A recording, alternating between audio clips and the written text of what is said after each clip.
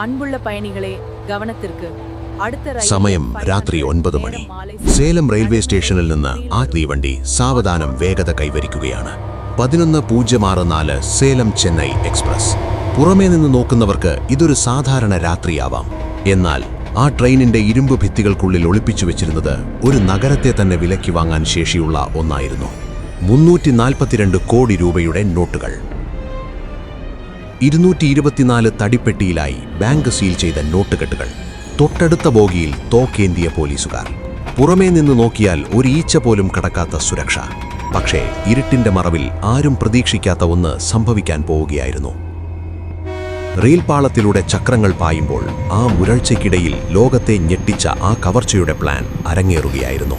ഒരു ചലിക്കുന്ന തീവണ്ടി, താഴെ ആയുധധാരികളായ കാവൽക്കാർ, സീൽ ചെയ്ത വാതിലുകൾ. എന്നാൽ ഈ തടസ്സങ്ങളെയെല്ലാം വെല്ലുവിളിച്ചുകൊണ്ട് ആരോ ആ ട്രെയിനിന്റെ മേൽക്കൂരയിൽ കയറി. ആരും കേൾക്കാതെ ആ ഇരുമ്പ് പാളി മുറിച്ചുമാറ്റി. പോലീസ് ഫയലുകളിൽ ഇന്നും അസാധ്യം എന്ന് വിശേഷിപ്പിക്കപ്പെടുന്ന ആ കൃത്യം അവർ അനായാസം നിർവഹിച്ചു. ആ നോട്ടുകെട്ടുകൾക്കിടയിലേക്ക് അവർ ഊർന്നിറങ്ങി, ആരും അറിയാതെ, ശബ്ദം പോലും ഉണ്ടാക്കാതെ. ചലിക്കുന്ന ഒരു ട്രെയിനിൽ കനത്ത സുരക്ഷാ വലയത്തിനുള്ളിൽ വെച്ച് എങ്ങനെയാണ് ആരുമറിയാതെ ഈ കവർച്ച നടന്നത്? നമ്മുടെ കൈകളിലൂടെ നിത്യേന കടന്നുപോകുന്നത് ലക്ഷക്കണക്കിന് നോട്ടുകളാണ്. എന്നാൽ ഓരോ നോട്ടിനും ഒരായുസ്സുണ്ട്. കാലപ്പഴക്കം കൊണ്ട് മുഷിഞ്ഞതും കീറിയതുമായ നോട്ടുകൾ വിപണിയിൽ നിന്ന് പിൻവലിക്കേണ്ടി വരും. ബാങ്കിംഗ് ഭാഷയിൽ ഇവയെ സോയിൽഡ് നോട്ട്സ് എന്ന് വിളിക്കുന്നു. ഇത്തരത്തിൽ ഉപയോഗശൂന്യമായ നോട്ടുകൾ രാജ്യത്തെ എല്ലാ ബാങ്കുകളിൽ നിന്നും ശേഖരിച്ച് റിസർവ് ബാങ്കിലേക്ക്, RBIയിലേക്ക് അയക്കും. അവിടെ വെച്ച് അവ ഒന്നുകിൽ നശിപ്പിക്കപ്പെടും, അല്ലെങ്കിൽ പകരം പുതിയ നോട്ടുകൾ പുറത്തിറക്കും. ഇന്ത്യയിൽ ഇത് ആഴ്ചതോറും നടക്കുന്ന തികച്ചും സാധാരണമായ ഒരു നടപടിയാണ്. 2016 ഓഗസ്റ്റ് 8 അന്നത്തെ ആ പതിവ് നടപടി പക്ഷേ ഇന്ത്യയുടെ ചരിത്രത്തിലെ ഏറ്റവും നിഗൂഢമായ ഒരു ട്രെയിൻ കൊള്ളയ്ക്ക് തുടക്കമിടുമെന്ന് ആരും സ്വപ്നത്തിൽ പോലും കരുതിയില്ല. തമിഴ്നാട്ടിലെ വിവിധ ബാങ്കുകളിൽ നിന്ന്, പ്രത്യേകിച്ച് സ്റ്റേറ്റ് ബാങ്ക് ഓഫ് ഇന്ത്യയിൽ നിന്നും ഇന്ത്യൻ ബാങ്കിൽ നിന്നുമായി ശേഖരിച്ച മുഷിഞ്ഞ നോട്ടുകളുടെ ഒരു വൻ ശേഖരം അന്ന് തയ്യാറാക്കപ്പെട്ടു. 2005 മുൻപ് അച്ചടിച്ച 500ന്റെ നോട്ടുകളായിരുന്നു അവയിൽ ഭൂരിഭാഗവും. ആകെ തുക 342 കോടി രൂപ. 226 തടിപ്പെട്ടികളിലായി കൃത്യമായ കണക്കുകളോടെ അവ സീൽ ചെയ്യപ്പെട്ടു. ഈ നിധി ചെന്നൈയിലെത്തിക്കാൻ തിരഞ്ഞെടുത്തത് 11:64 സേലം ചെന്നൈ എക്സ്പ്രസ്. സാധാരണക്കാർക്ക് അത് ലക്ഷ്യസ്ഥാനത്തെത്താനുള്ള ഒരു രാത്രി വണ്ടി മാത്രമായിരുന്നു. എന്നാൽ തങ്ങളുടെ തൊട്ടടുത്ത ബോഗിയിൽ ഇത്രയും വലിയൊരു തുകയുണ്ടെന്ന് ആരും സ്വപ്നത്തിൽ പോലും കരുതിയില്ല. ഓഗസ്റ്റ് 8 രാത്രി 9:30 സേലം സ്റ്റേഷനിൽ നിന്ന് ചെന്നൈ എഗ്മോർ എക്സ്പ്രസ് സാവധാനം ചലിച്ചു തുടങ്ങി. പ്ലാറ്റ്ഫോം പിന്നിലേക്ക് മറഞ്ഞു. യാത്രക്കാർ ഉറക്കത്തിലേക്കും മൊബൈൽ ഫോണുകളിലേക്കും മൂളിയിട്ടു. എന്നാൽ ആ ട്രെയിനിന്റെ ഹൃദയഭാഗത്ത്, മനുഷ്യരില്ലാത്ത ആ പാർസൽ കോച്ചിൽ 226 പെട്ടികളിലായി ആ 342 കോടി രൂപ കാവൽക്കാരില്ലാതെ വിശ്രമിക്കുകയായിരുന്നു. തൊട്ടടുത്ത ബോഗിയിൽ ആയുധധാരികളായ അസിസ്റ്റന്റ് കമ്മീഷണർ റാങ്കിലുള്ള ഉദ്യോഗസ്ഥന്റെ നേതൃത്വത്തിൽ 9 RPF ജവാന്മാർ ജാഗ്രതയോടെ കാവൽ നിൽക്കുന്നു. പക്ഷേ അവർ പാർസൽ കോച്ചിനുള്ളിലല്ല, പുറത്തെ സുരക്ഷ മാത്രമാണ് നോക്കിയിരുന്നത്.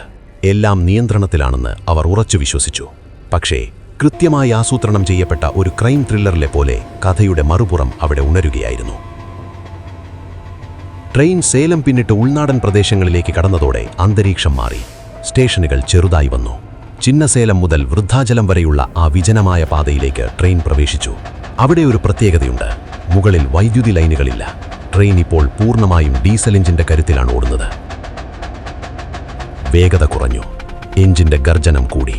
ആ നിശബ്ദതയിൽ ട്രെയിനിന്റെ മേൽക്കൂരയിൽ ചില നിഴലുകൾ പ്രത്യക്ഷപ്പെട്ടു. 5-6 പേർ മുഖം മറച്ച് വളരെ സാധാരണ വേഷത്തിൽ ഓടുന്ന ട്രെയിനിന്റെ മുകളിൽ അവർ തങ്ങളുടെ സ്ഥാനമുറപ്പിച്ചു. ഇതവർക്ക് ആദ്യത്തെ അനുഭവമല്ല എന്ന് തോന്നിപ്പിക്കുന്ന വിധം അത്രമേൽ ആത്മവിശ്വാസത്തോടെയായിരുന്നു അവരുടെ ഓരോ ചലനവും. അവർ കൃത്യമായ പാർസൽ കോച്ചിന് മുകളിൽ തന്നെ എത്തി. ബാഗിൽ നിന്ന് ഗ്യാസ് കട്ടർ പുറത്തെടുത്തു. ഇരുട്ടിൽ നീലയും മഞ്ഞയും കലർന്ന ജ്വാല മിന്നിമറഞ്ഞു. ട്രെയിനിന്റെ വലിയ ശബ്ദത്തിനിടയിൽ ലോഹം മുറിയുന്ന ശബ്ദം ആരും കേട്ടില്ല. ട്രെയിൻ പുകതുപ്പി വേഗത്തിൽ ആടിയുലഞ്ഞു പോയിക്കൊണ്ടിരുന്നു. പക്ഷേ അവരുടെ കൈകൾ വിറച്ചില്ല. ഓരോ നിമിഷവും വിലപ്പെട്ടതാണ്. വൃദ്ധാചലമെത്തുന്നതിനു മുൻപ് അവർക്ക് പണി തീർക്കണം. മിനിറ്റുകൾക്കുള്ളിൽ മേൽക്കൂരയിൽ 2 അടി വീതിയുള്ള ഒരു ദ്വാരം അവർ നിർമ്മിച്ചു. കയറുകൾ താഴേക്കിട്ടു. 2 പേർ ആ ഇരുളടഞ്ഞ കോച്ചിലേക്ക് ഊർന്നിറങ്ങി. ഉള്ളിലെ കാഴ്ച അവരെ അമ്പരപ്പിച്ചു. കോച്ചിനുള്ളിൽ കനത്ത ചൂടും ഇരുട്ടുമായിരുന്നു. ജനലുകളില്ല, ശബ്ദമില്ല. ആകെ കേൾക്കുന്നത് ചക്രങ്ങളുടെ മുരൾച്ച മാത്രം. 100 കണക്കിന് പെട്ടികളുണ്ടായിട്ടും അവർ നേരെ നീങ്ങിയത് 20-ാം നമ്പർ പെട്ടിയിലേക്കാണ്. സീൽ തകർത്ത് അത് തുറന്നു. അതിൽ മാത്രമുണ്ടായിരുന്നു 500-ന്റെ 80,000 നോട്ടുകൾ. കൃത്യം 4 കോടി രൂപ. ഒട്ടും സമയം കളയാതെ അവർ അടുത്ത ബോക്സിലേക്ക് നീങ്ങി. ഇത്തവണ 216-ാം നമ്പർ പെട്ടി. അതിൽ നിന്ന് 1,75,00,000 രൂപ കൂടി അവർ കൈക്കലാക്കി. 342 കോടി രൂപ അവിടെ ഉണ്ടായിരുന്നിട്ടും വെറും 5.78 കോടി രൂപ മാത്രം എടുത്ത് അവർ നിർത്തി. അത്യാഗ്രഹമില്ലാതെ പിടിക്കപ്പെടില്ലെന്നുറപ്പുള്ള ഒരു തുക മാത്രം ലക്ഷ്യം വെച്ചുള്ള നീക്കം. അകത്തുള്ളവർ നോട്ടുകെട്ടുകൾ തുണികളിലും കട്ടികൂടിയ ചാക്കുകളിലും പൊതിഞ്ഞു. മുകളിലുള്ളവർ അവ കയറുവഴി വലിച്ചെടുത്തു. വൃദ്ധാജലം എത്തുന്നതിന് തൊട്ടുമുൻപ് ട്രെയിനിന്റെ വേഗത കുറഞ്ഞ ഒരു ഭാഗത്ത് വെച്ച് ആ നോട്ടുകെട്ടുകൾ ഓരോന്നായി പുറത്തേക്കെറിഞ്ഞു. താഴെ അവ ഏറ്റുവാങ്ങാൻ ഒരു സംഘം നേരത്തെ തന്നെ തയ്യാറായി നിന്നിരുന്നു.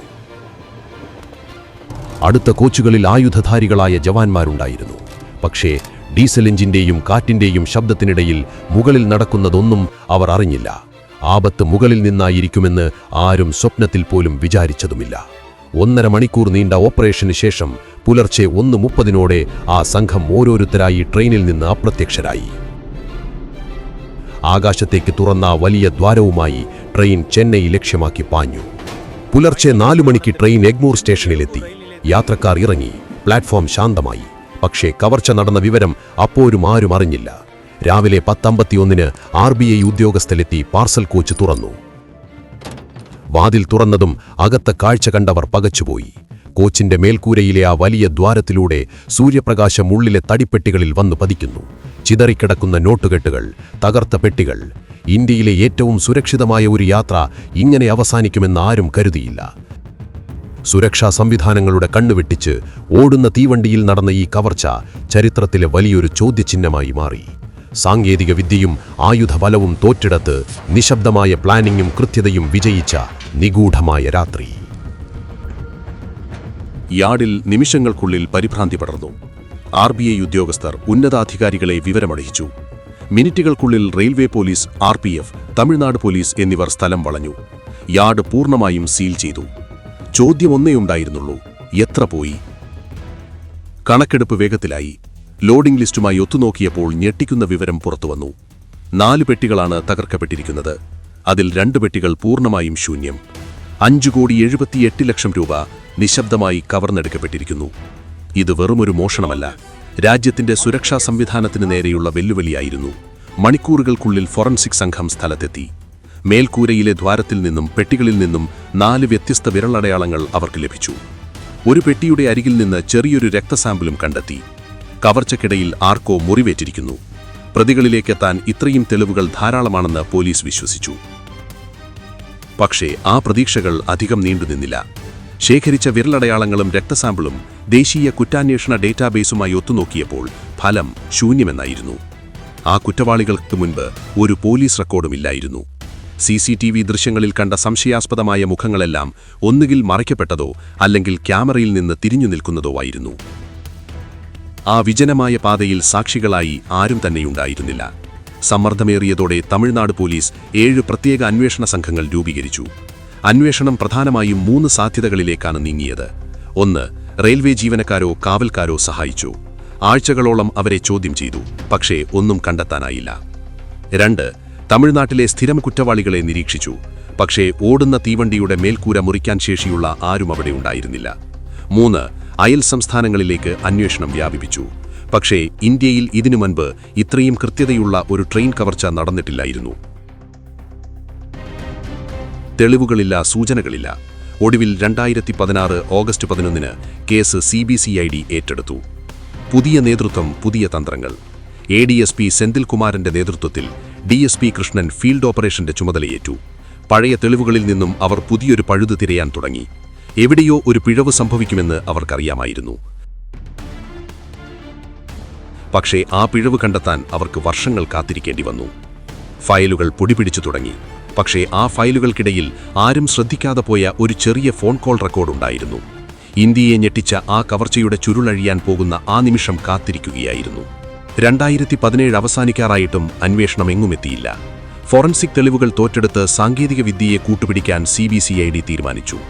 2018 ഓഗസ്റ്റ് ആയപ്പോഴേക്കും അവർ ഒരു ഭഗീരഥ പ്രയത്നം പൂർത്തിയാക്കി. കവർച്ച നടന്ന രാത്രി ആ പാതയിലൂടെ കടന്നുപോയ 10,000-കണക്കിന് ഫോൺ കോളുകൾ അവർ വിശകലനം ചെയ്തു. അവിടെയാണ് ആ സുപ്രധാനമായ തെളിവ് ലഭിച്ചത്. 50-നും 60-നും ഇടയിൽ മൊബൈൽ നമ്പറുകൾ ആ ട്രെയിനിന്റെ വേഗത്തോടൊപ്പം കൃത്യമായി ഓരോ ടവറിലും പതിഞ്ഞുകൊണ്ടിരിക്കുകയായിരുന്നു. ഇതൊരു യാദർച്ഛികതയല്ല, മറിച്ച് കൃത്യമായി ഏകോപിപ്പിക്കപ്പെട്ട ഒരു നീക്കമായിരുന്നു. ആ നമ്പറുകളുടെ ഉടമകളെ തിരഞ്ഞുപോയ ഉദ്യോഗസ്ഥർ ചെന്നെത്തിയത് മധ്യപ്രദേശിലെ റത്ലം, ഗുന തുടങ്ങിയ പ്രദേശങ്ങളിലാണ്. കുപ്രസിദ്ധമായ പാർത്ഥി വിഭാഗത്തിലെ ചില പേരുകൾ അവിടെ തെളിഞ്ഞുവന്നു. ദിനേശ് ബാനേസിംഗ് പാർത്ഥി, രോഹൻ പാർത്ഥി പേരുകൾ ഒന്നൊന്നായി പുറത്തുവന്നു. എന്നാൽ ഈ പേരുകൾക്കിടയിൽ അന്വേഷണോദ്യോഗസ്ഥരെ ഞെട്ടിച്ച മറ്റൊരു പേരുണ്ടായിരുന്നു: മോഹർ സിംഗ്. ചമ്പൽ താഴ്വരയിലെ പഴയകാല കൊള്ളക്കാരൻ. 600-ൽ പരം കേസുകളിൽ പ്രതിയായ അയാൾക്ക് ഈ കവർച്ചയിൽ എന്തു പങ്കാണുള്ളതെന്ന ചോദ്യം പോലീസിനെ കുഴപ്പിച്ചു. ഒടുവിൽ 2018 ഒക്ടോബർ 13-ന് ചെന്നൈയിൽ വെച്ച് ദിനേശും രോഹനും പിടിയിലായി. 2 ദിവസം നീണ്ട ചോദ്യം ചെയ്യലിനൊടുവിൽ ഇന്ത്യൻ റെയിൽവേ ചരിത്രത്തിലെ ആ വലിയ രഹസ്യത്തിന്റെ ചുരുളഴിഞ്ഞു. 5-6 പേർ ട്രെയിനിന്റെ മേൽക്കൂരയിൽ ഉണ്ടായിരുന്നു എന്നവർ സമ്മതിച്ചു. ചിന്നസേലം മുതൽ വൃദ്ധാചലം വരെയുള്ള പാത അവർ നേരത്തെ തന്നെ പഠിച്ചിരുന്നു. അവിടെ വൈദ്യുതി കമ്പികളില്ലാത്തതിനാൽ മേൽക്കൂര മുറിക്കുന്നത് സുരക്ഷിതമാണെന്നവർക്കറിയാമായിരുന്നു. ഏറ്റവും ഞെട്ടിക്കുന്ന വിവരം ഇതായിരുന്നു: ഏത് പെട്ടിയിലാണ് പണമുള്ളതെന്ന് അവർക്ക് കൃത്യമായി അറിയാമായിരുന്നു. 20, 216 എന്നീ നമ്പറുകളുള്ള പെട്ടികളെ തന്നെ അവർ ലക്ഷ്യം വെച്ചു. 342 കോടി രൂപ മുന്നിലുണ്ടായിട്ടും വെറും 5.78 കോടി മാത്രമെടുത്ത് അവർ പിൻവാങ്ങി. 30 മുതൽ 45 മിനിറ്റിനുള്ളിൽ ആ ഓപ്പറേഷൻ അവർ അവസാനിപ്പിച്ചു. അകത്തുള്ള ആരെങ്കിലും സഹായിച്ചോ എന്നതിന് വ്യക്തമായ തെളിവുകൾ ലഭിച്ചില്ലെങ്കിലും ഈ കൃത്യത പോലീസിനെ അമ്പരപ്പിച്ചു. ഒടുവിൽ 2018 ഒക്ടോബർ 30-ന് ഗുണയിൽ നിന്നും രത്ലമിൽ നിന്നും ബാക്കി പ്രതികളെയും CBCID പിടികൂടി. വർഷങ്ങൾ നീണ്ട നിഗൂഢതയ്ക്ക് അങ്ങനെ അന്ത്യമായി. സാങ്കേതിക വിദ്യയും കാവൽപ്പുരകളും ഒരുക്കിയ സുരക്ഷാ വലയത്തെ വെറും ഗ്യാസ് കട്ടറുകൾ കൊണ്ടവർ ഭേദിച്ചു. പഴുതുകളില്ലാത്ത നിയമ സംവിധാനത്തിന് മുന്നിൽ പഴുതുകളുണ്ടാക്കി അവർ ആ രാത്രിയിൽ അപ്രത്യക്ഷരായി. മറ്റു ചില കേസുകളിൽപ്പെട്ട് ഗുണ സെൻട്രൽ ജയിലിൽ കഴിഞ്ഞിരുന്ന മോഹർ സിംഗിനെ കൂടി കസ്റ്റഡിയിലെടുത്തതോടെ ആ കവർച്ച സംഘത്തിന്റെ ചിത്രം പൂർണ്ണമായി. 7 പ്രധാന പ്രതികൾ. അവരെ ഓരോരുത്തരെയും വെവ്വേറെ ചോദ്യം ചെയ്തപ്പോഴും എല്ലാവർക്കും പറയാനുണ്ടായിരുന്നത് ഒരേ കഥയായിരുന്നു. കവർച്ചയുടെ റൂട്ട്, സമയം, മേൽക്കൂര മുറിച്ച രീതി, ഏത് പെട്ടികളാണ് ലക്ഷ്യം വെച്ചത് എന്ന എല്ലാ വിവരങ്ങളും കൃത്യമായി ഒത്തുപോയി. ആ 342 കോടിയിൽ നിന്ന് അവർ വെറും 5.78 കോടി മാത്രം എടുത്തത് എന്തുകൊണ്ടാണെന്ന ചോദ്യത്തിന് അവർക്കൊരു മറുപടിയേ ഉണ്ടായിരുന്നുള്ളൂ: ഞങ്ങൾ ഭാഗ്യം പരീക്ഷിക്കാനല്ല, സുരക്ഷിതമായി രക്ഷപ്പെടാനാണ് അങ്ങനെ ചെയ്തത്. 2 വർഷവും 2 മാസവും നീണ്ട കാത്തിരിപ്പിനൊടുവിൽ വിജയം CBCIDക്കൊപ്പം നിന്നു. അത് കേവലം ഒരു അറസ്റ്റ് മാത്രമായിരുന്നില്ല, ക്ഷമയുടെയും സാങ്കേതിക വിദ്യയുടെയും സംസ്ഥാനങ്ങൾ തമ്മിലുള്ള ഏകോപനത്തിന്റെയും വിജയമായിരുന്നു. പ്രതികൾ പിടിയിലായെങ്കിലും ചില നിഗൂഢതകൾ ഇന്നും അവശേഷിക്കുന്നു.